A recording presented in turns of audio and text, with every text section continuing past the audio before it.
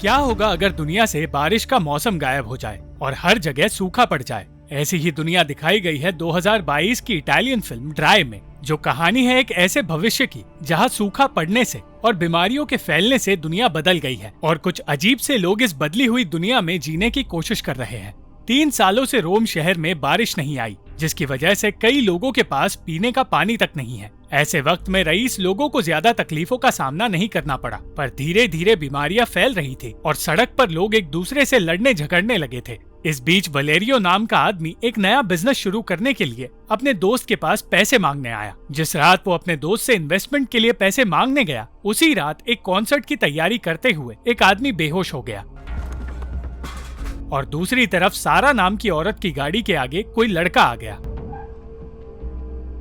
सारा का पति लूका डर गया, पर वो अनजान लड़का बिना कुछ कहे वहां से चला गया। वलेरियो को समझ नहीं आया कि वो पैसे कैसे मांगे, क्योंकि उसका दोस्त उसका मजाक उड़ाने लगा था। इसलिए मौका मिलते ही उसने अपने दोस्त के घर से एक महंगी घड़ी चुरा ली। सारा जिस हॉस्पिटल में डॉक्टर का काम करती है, उसी हॉस्पिटल में रिकार्डो नाम के उस आदमी को लाया गया जो कॉन्सर्ट की तैयारी के बीच बेहोश हुआ था, और उसके बॉयफ्रेंड को पता चला कि उसे भी वही बीमारी हुई है जो कई लोगों को हो रही है। सूखा पड़ने के बाद अब हालात ऐसे हो गए थे कि रोम शहर में सिर्फ 12 दिन तक का पानी बचा था, और प्रोफेसर वेकियो का कहना था कि अगर लोगों ने अपने जीने का तरीका बदला नहीं तो कोई भी जिंदा नहीं बच पाएगा।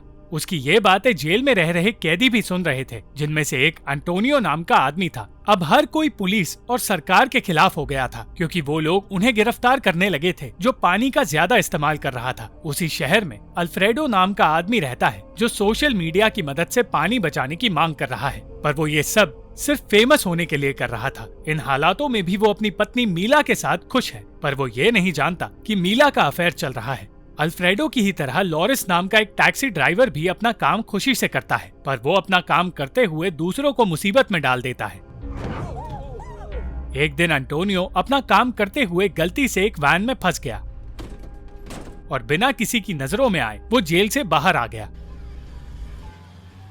एंटोनियो एक अच्छा इंसान है, इसलिए कोई भी ये नहीं सोच सकता था कि वो फरार होने की कोशिश करेगा, पर जेल की तरफ लौटते हुए वो सोच में पड़ गया। दूसरी ओर लॉरिस एक ऐसे दौर से गुजर रहा था जहां वो हेल्यूसिनेशंस में डूबा रहता है, और इन हेल्यूसिनेशंस में उसे देश का प्रेसिडेंट भी नजर आता है। उसे दिन भर नींद आती है और बिना दवाइयों के वो एक भी दिन ठीक से काट नहीं पाता। उसे प्रेसिडेंट के अलावा अपने माता पिता भी नजर आते हैं, जो उसकी शादी सुधारने की उसे सलाह देते हैं। रोम में रह रहे ये सारे लोग अलग अलग तरह की परेशानियों से गुजर रहे हैं, पर वो ये नहीं जानते थे कि उनकी जिंदगी में एक और बड़ी परेशानी आने वाली है। जिस शहर में लोग पानी के लिए तरस रहे थे, उसी शहर में एक होटल था जहां रईस लोगों को पानी की कोई कमी नहीं थी। उस होटल में वेकियो को रहने के लिए बुलाया गया था, और वो समझ नहीं पाया कि होटल के बाहर प्रदर्शन होने के बावजूद होटल में इतना सारा पानी इस्तेमाल कैसे हो रहा है। वेकियो को उस होटल में रुकना सही नहीं लगा, क्योंकि आम लोग तकलीफ में जी रहे हैं और वो लोग उसे उन्हीं के सामने आराम की जिंदगी जीने का मौका दे रहे हैं।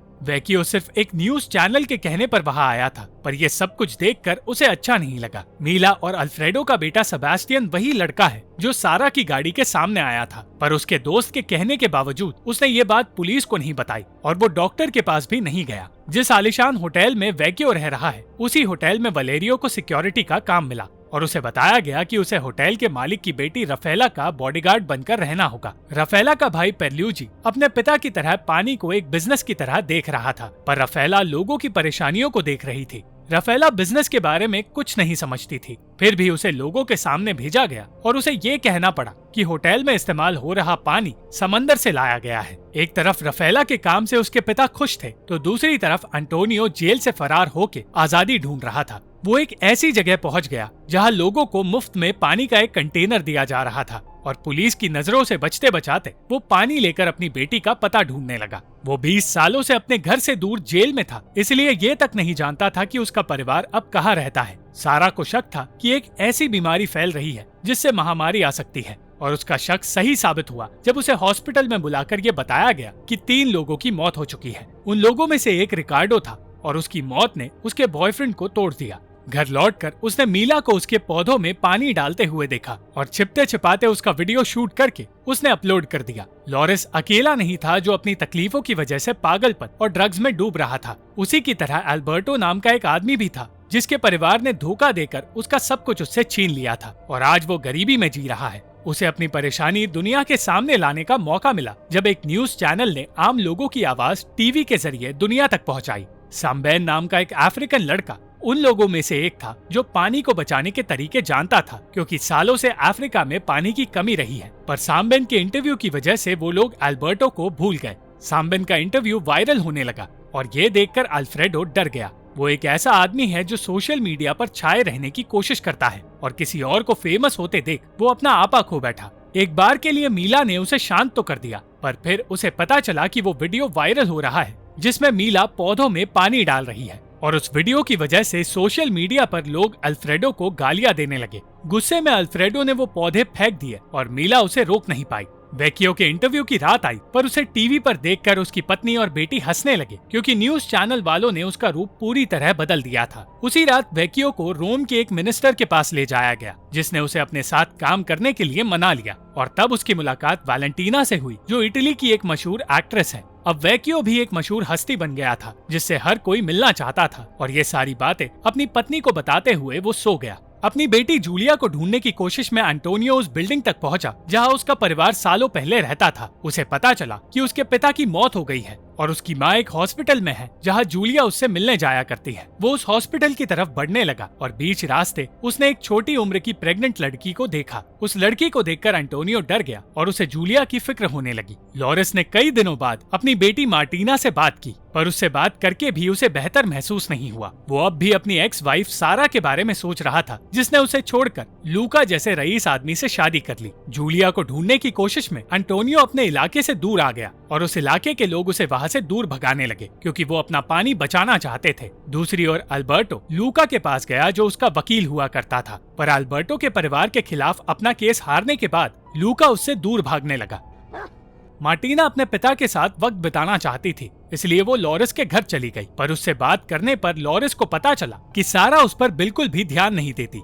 मार्टिना ने बताया कि वो सिम्बान को पसंद करती है और उसके बारे में बताते हुए उसे पता चला कि लॉरिस असल में बीमार है। उसे वही बीमारी थी जिसके बारे में बात करने के लिए सारा को एक शो में बुलाया गया था। सारा से बातें करने के बाद सिम्बान को भी बुलाया गया, पर उसकी उम्र पूछने के अलावा उसे कुछ भी बोलने नहीं दिया गया। जब वो वहाँ से बाहर निकला तो अचानक अल्बर्टो बंदूक लेकर उसके पीछे पड़ गया और उसे अपने साथ ले गया। और जब सारा अपने घर लौटी तो उसे पता चला कि मार्टिना बीमार लॉरिस को अपने घर लेकर आ गई है। बिना वक्त गवाए सारा उसे हॉस्पिटल ले गई और उसे आईसीयू में भर्ती किया गया। उसी हॉस्पिटल में जूलिया काम करती है और उससे मिलने एंटोनियो वहां आ पहुंचा। सालों बाद अपने पिता को देखकर वो बिल्कुल खुश नहीं थी, क्योंकि उसी ने शक के चलते जूलिया की मां का खून किया था। पर सच ये था कि उसने अपनी पत्नी को नहीं मारा था और सच जानकर जूलिया ने अपने पिता को माफ कर दिया। एक तरफ जूलिया अपने परिवार को फिर से जुड़ते देख रही थी, तो वही उसका पति वलेरियो राफेला के परिवार को टूटते हुए देख रहा था। राफेला के पति का किसी और के साथ अफेयर था और उसे गालियां देकर राफेला को बेहतर महसूस होने लगा। उस रात मीला के बॉयफ्रेंड ने उसे अपने पास एक होटल में बुलाया और ठीक उस वक्त उसका बेटा सेबास्टियन अपने दोस्तों के साथ एक पाकिस्तानी इमिग्रेंट को मारने की तैयारी करने लगा, पर उस लड़के को मारने से पहले ही सेबास्टियन बेहोश हो गया।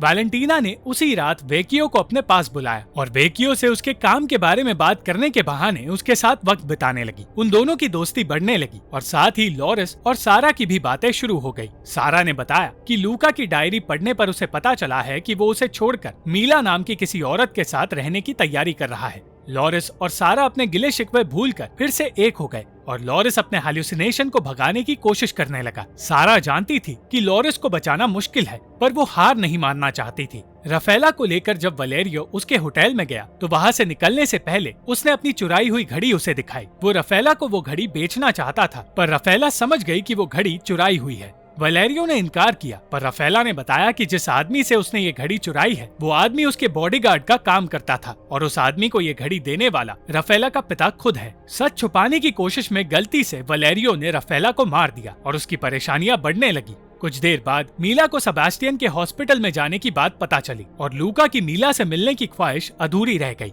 सेबास्टियन असल में इसलिए बेहोश हुआ था क्योंकि उसने अपने एक्सीडेंट की बात छुपाई और अपना इलाज नहीं करवाया। उस रात हर किसी की जिंदगी बदल रही थी और एक तरफ जहां वलेरियो अपने गुनाह को छुपाने की कोशिश कर रहा था, तो वही लॉरिस और सेबास्टियन जिंदा रहने की कोशिश कर रहे थे। इन सारी बातों से अनजान वैलेंटीना को उस रात ये पता चला कि वेकियो टीवी पर तो ये जताता है कि उसे रोम की फिक्र है, पर वो जानता है कि जल्द ही नॉर्थ की बर्फ पिघलेगी और तब पानी की कोई कमी नहीं होगी। जल्द ही पूरे शहर में कॉकरोचेस को मारने की तैयारी शुरू की गई, क्योंकि बीमारी उन्हीं की वजह से फैल रही थी। और किसी चमत्कार की तरह अचानक 3 साल बाद रोम में बारिश होने लगी। उस वक्त मीला सेबास्टियन से मिलने हॉस्पिटल जा रही थी और तब अचानक उसके सामने लूका आ गया। वो दोनों एक दूसरे को देखकर घबराने लगे और उनमें से कोई भी कुछ कह नहीं पाया। उन्हें समझ आ गया कि चाहकर भी वो एक दूसरे के साथ नहीं रह सकते। इसलिए लूका सारा के पास और मीला अल्फ्रेडो के पास लौट गई। वलेरियो अपनी पत्नी जूलिया के पास लौट गया और अंत में बारिश आते ही पूरे शहर के हालात बदलने लगे।